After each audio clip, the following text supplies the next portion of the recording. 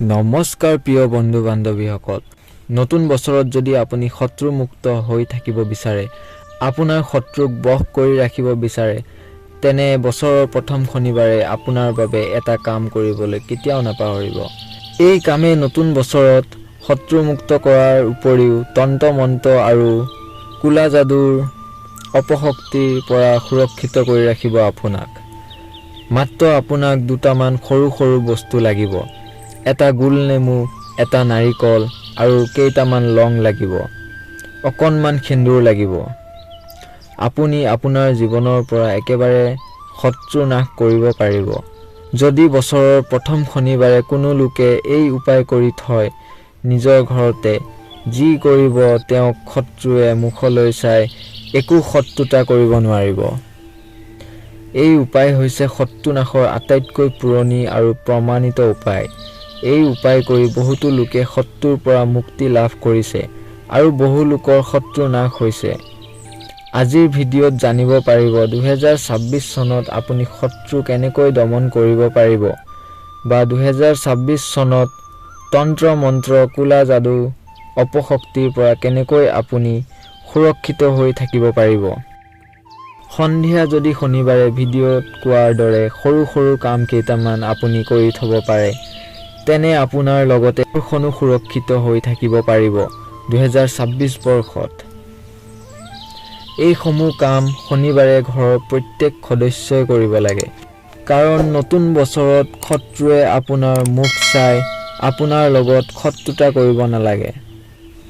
কোনো শত্ৰুৱে যদি তন্ত্ৰ মন্ত্ৰ কৰি আপোনাক অপকাৰ কৰাৰ কথা চিন্তা কৰে, তেনে সেই শত্ৰুৰহে ক্ষতি হ'ব আৰু সেই শত্ৰুৰ গাতহে সেই তন্ত্ৰ মন্ত্ৰৰ প্ৰভাৱে ক্ৰিয়া কৰিব।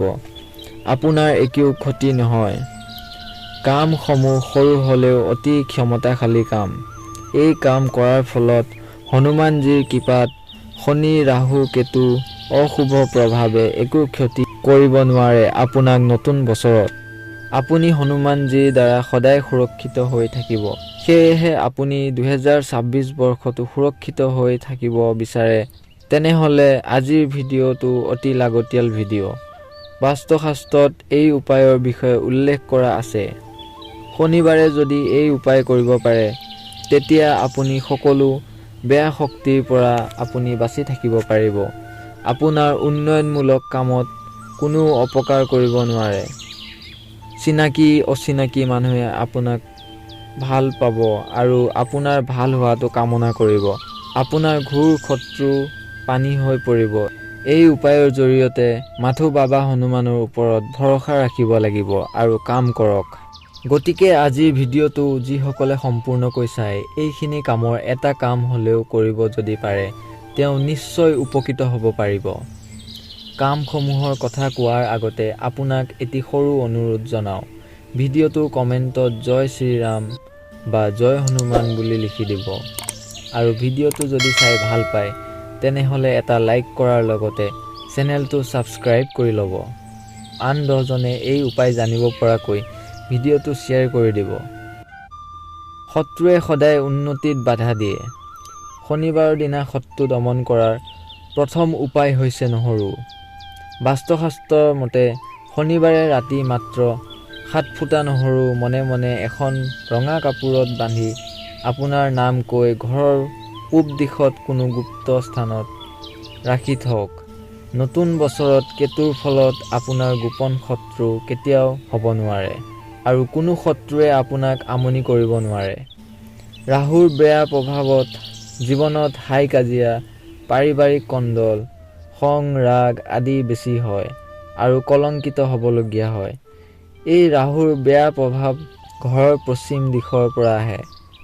ৰাহু হৈছে শনি গ্ৰহৰ দ্বাৰা পৰিচালিত গ্ৰহ। দ্বিতীয়টো উপায় হৈছে শনিবাৰে সন্ধিয়া এখন ক'লা কাপোৰত এমুঠি ক'লা তিল, 3টা এটকীয়া মুদ্ৰা অকণমান ফিট কৰি এখন ক'লা কাপোৰত বান্ধি ঘৰৰ পশ্চিম দিশত গোপন স্থানত মনে মনে আনে নজনাকৈ শনিদেৱৰ কথা চিন্তা কৰি আপোনাৰ নাম কৈ থৈ দিয়ক। সম্পূৰ্ণ বছৰৰ কাৰণে ৰাহুৰ পৰা আপুনি সুৰক্ষিত হৈ থাকিব।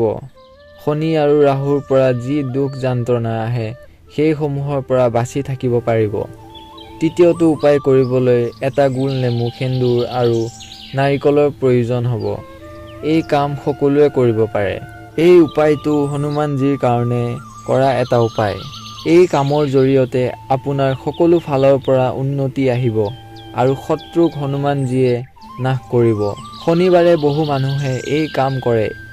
গতিকে আপুনি যদি এই কাম শনিবাৰে কৰে তেতিয়া 2026 চনত শত্ৰুমুক্ত হ'ব। উপায়টো কৰাৰ আগত গোসাঁই ঘৰত হনুমানৰ নামত 9ডাল ধূপ জ্বলাব। যি গোলনেমুৰ কথা কোৱা হৈছে সেই গোলনেমুটো দুভাগ কৰিব। সেই গোলনেমুৰ এভাগ লৈ টেঙাসমূহ গুচাই তাত তেল শলিতা দি বন্তি জ্বলাব।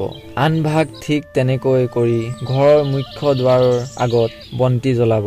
এই বন্তিত অলপ সেন্দুৰ দিব। ইয়াৰ পাছত হনুমানজীৰ সন্মুখত এটা নাৰিকল দিব। সেই নাৰিকলটোৰ চাৰিওফালে সেন্দুৰ সানি তাত জয় শ্ৰীৰাম লিখি হনুমানজীৰ আগলৈ আগবঢ়াই দিব আৰু আপোনাৰ মনত যি কামনা আছে তাক প্ৰকাশ কৰিব।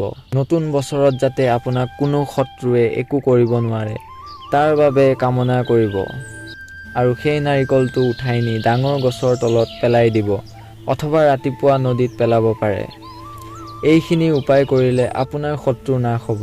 আশা কৰোঁ আপুনি শনিবাৰে এই উপায় কৰি সম্পূৰ্ণ বছৰটোৰ কাৰণে শত্ৰুমুক্ত হয়। যদি ভিডিঅ'টো চাই ভাল লাগিলে তেনেহ'লে এটা লাইক কৰি দিব আৰু চেনেলটো অনুগ্ৰহ কৰি ছাবস্ক্ৰাইব কৰি ল'ব।